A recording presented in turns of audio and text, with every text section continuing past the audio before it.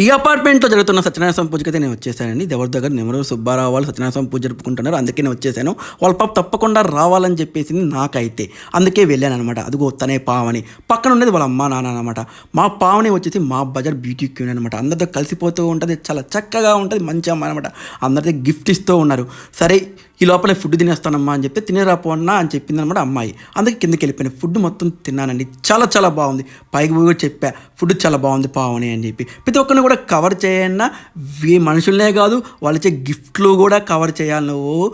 ప్రతి ఒక్కటి కూడా మిస్ కావద్దు, నీ వ్లాగ్లో పెట్టాలి మా ఇంటిని వచ్చిన జనాభాని ప్రతి ఒక్కరిని కూడా అని చెప్పింది పావని. అయితే పావనికి వాళ్ళ కుటుంబానికి ఆ సత్యనారాయణ స్వామి ఎల్లవెల్లా చల్లగా కాపాడి రక్షిస్తూ ఉండాలి. పావని అంతేకాదు నీకు ఒక మంచి అబ్బాయి మొగుడిగా రావాలమ్మా అని చెప్పాను అనమాట.